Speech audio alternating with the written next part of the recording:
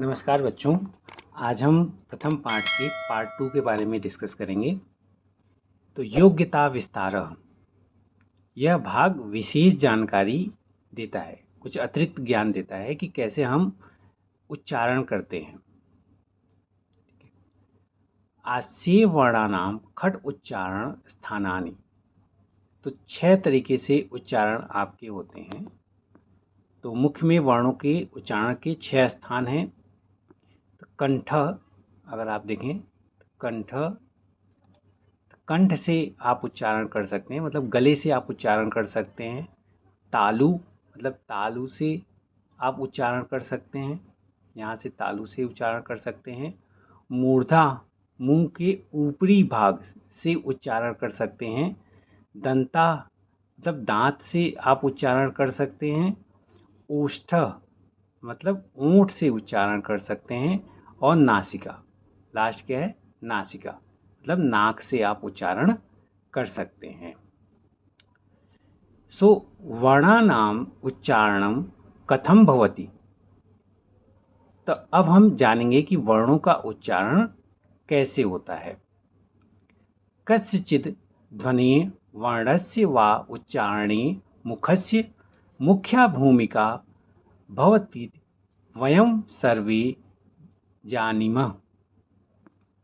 तो हम सब जानते हैं कि किसी ध्वनि या वर्ण के उच्चारण में मुख जो है की भूमिका जो है वो मुख्य है। तो मुख्य रूप से, क्योंकि हम सब कुछ किससे बोलते हैं, मुंह से ही बोलते हैं। सो कदाचित् मुखेन स नासिकायाः अपि उपयोगः भवति अनुभवामः, यथा अं, न, म, अं इत्यादिषु नासिकस्य वर्णेषु। सो कभी कभी मुख के साथ नाक का भी उपयोग होता है, जैसे अंग, न, म, अंग आदि नाक से, जो नासिका है उससे बोले जाते हैं। तो मुखम च नासिका च, मुखम च नासिका च उभौ अपआश्ये भवतः। मुख और नाक दोनों सिर में स्थित होते हैं। दोनों किस में स्थित हैं, आपके सिर में स्थित हैं, और दोनों का उपयोग करके आप उच्चारण करते हैं। आस्यस्य आभ्यन्तरे वर्णानाम उत्पत्ति कुत्र कुत्र भवति पश्यामः। तो अब हम देखेंगे कि मुख के अंदर वर्ण कहाँ कहाँ उत्पन्न होते हैं। ठीक है। सो मुखे, मतलब मुख में पंचसु स्थानेषु प्लेस ऑफ आर्टिकुलेशन। ठीक है, मुख में 5 स्थान होते हैं। नासिकायाम एकस्मिन् स्थाने च, और नाक में एक स्थान होता है जिसके उपयोग से आप उच्चारण करते हैं। ठीक है। एव प्रकारेण सामान्यतः आस्ये खट स्थानानि भवन्ति येषु वर्णानाम उत्पत्ति भवति। इस प्रकार सामान्य रूप से मुख और नाक मिलाकर 6 स्थान होते हैं। ये 6 स्थान हमने अभी देखे, आपके कंठ, तालु, मूर्धा, दंत, ओष्ठ ओठ से, और नासिका, नासिका एक स्थान है, बाकी मुंह से 5 स्थान है जिससे हम बोलते हैं। तो कंठ से स्टार्ट करते हैं। कंठ्य वर्ण, कंठ के कौन कौन से वर्ण हैं, क, ख, ग, घ, अंग। जो वर्ण गले से बोले जाते हैं उन्हें कंठ वर्ण कहते हैं। और कंठ वर्ण में आपका स्वर में आ है। ठीक है, आ उच्चारण भी गले से होता है। क, ख, ग, घ, अंग भी का उच्चारण गले से होता है, मतलब कंठ से होता है। अन्य कंठस्थ वर्ण कौन कौन से हैं, वो हैं ह और अह, ह और अह। ठीक है, ह और विसर्ग अ का उच्चारण भी गले से होता है। अगला है तालव्य वर्ण। तो तालव्य वर्ण, जो वर्ण तालु से बोले जाते हैं उन्हें तालव्य वर्ण कहते हैं। तो तालु से कौन कौन से बोले जाते हैं, जैसे स्वर में ई, और व्यंजन में च, छ, ज, झ, इया और इसके साथ य और स। तो ई और ई का उच्चारण तालु से होता है। च, छ, ज, झ, इया इनका भी ये तालव्य वर्ण है और य, स भी आपके तालव्य वर्ण है। अब मूर्धन्य वर्ण देखते हैं। मूर्धन्य वर्ण कौन से हैं? मूर्धन्य वर्ण, जो वर्ण मूर्धा मतलब मुंह के ऊपरी भाग से बोले जाते हैं उन्हें मूर्धन्य वर्ण कहते हैं।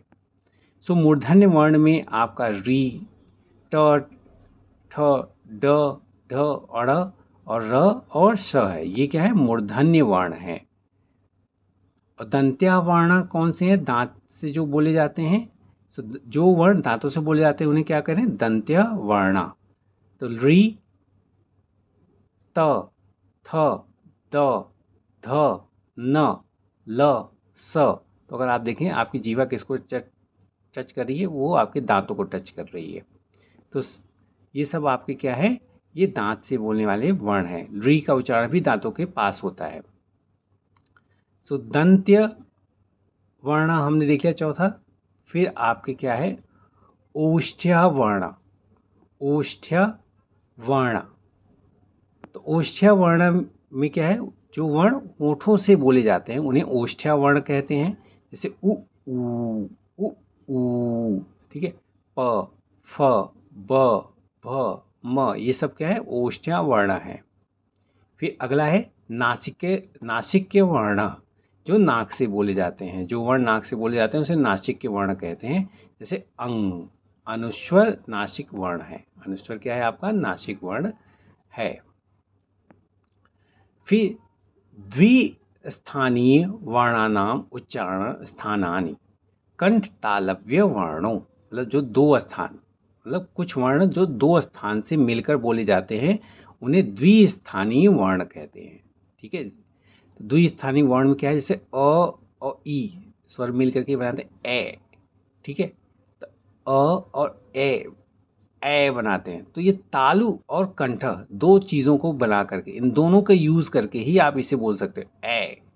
ए, तो इसे कंठ तालव्य वर्ण कहते हैं। इसको क्या कहते हैं? कंठ तालव्य वर्ण कहते हैं। फिर अगला है आपका कंठोष्ठ्यो वर्ण। कंठोष्ठ्यो वर्ण जैसे ओ किससे बनता है? अ और ऊ से। ओ, ये ओष्ठ और कंठ, इन दोनों ओठ और कंठ को मिला करके ये आप बोल सकते हो ओ और औ। ओ और औ। ठीक है। तो ओ का उच्चारण भी गले और ओठों से होता है और ओ का उच्चारण भी गले और ओठों से होता है। स्वस्थानीन सह नासिका वर्ण। स्वस्थानीन सह नासिका वर्ण, कुछ वर्ण अपने स्थान के साथ साथ नाक की सहायता से बोले जाते हैं। अब वो कौन कौन से हैं जो अपने स्थान के साथ साथ नासिक के वर्ण से? जैसे अंग, कंठ प्लस नासिका। ठीक है। कंठ से बोला जा रहा है अंग और नासिका को भी लिया जा रहा है। तो अंग का उच्चारण गले और नाक दोनों से हो रहा है। जैसे इया, तालु प्लस नासिका। तालु प्लस नासिका, इया कैसे बोला जा रहा है? तालु प्लस नासिका से। ठीक है।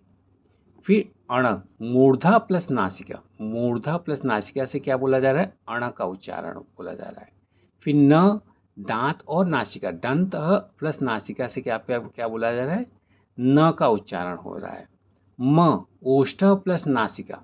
म का उच्चारण कैसे हो? ओंठ और नाक से हो रहा है। फिर दंतोष्ठ्य वर्ण। दंतोष्ठ्य वर्ण, तो दांत और ओंठ से जो बोले जाते हैं वो दंतोष्ठ्य वर्ण है। तो व का उच्चारण दांत और ओठों दोनों से होता है। दंत प्लस ओष्ठ, व का उच्चारण दांत प्लस ओठ दोनों से होता है। ठीक है। अब सर्वेषाम एक स्थानीय वर्णानाम उच्चारण स्थानानि। ठीक है। तो यहाँ सभी एक स्थान से बोले जाने वाले वर्णों के समूह को दिखाया गया है। अगर आप देखो, तालव्य, पहले क्या दिखाया गया है? तालव्य। फिर दिखाया है मूर्धन्य, फिर दंत्य, फिर नासिक्य। एक ही स्थान पे आपको सारे कंठ्य, ओष्ठ्य, तो जो अब आपके 6 तरीके से आप उच्चारण कर सकते हैं। नासिका से 1 और मुंह से 5 उच्चारण कर सकते हैं। उनको एक ही स्थान पे दिखाया गया है। तो तालव्य वर्ण में अगर हम देखें कौन कौन से हैं, तालव्य वर्ण में ई, च, छ, ज, झ, य, श। मूर्धन्य में क्या है, री, ट, ठ, ड, ढ, र, श। अच्छा, नासिका में केवल अंग है। दंत्या में री, त, थ, द, ध, ल, स। ऐसे कंठ्या में अ, आ, क, ख, ग, घ, ह, अह। औष्ठ्या से उ, प, फ, ब, भ आपके उच्चारण में आते हैं। ठीक है। अब सर्वेशाम हो गया। अब ये जो एक्सरसाइज है ये हम अलग से वर्कशीट में करेंगे। तो इस तरीके से हमने प्रथम पार्ट को कंप्लीट कर लिया है और इसकी एक्सरसाइज मैं अलग से कराऊंगा आपको। Thank you.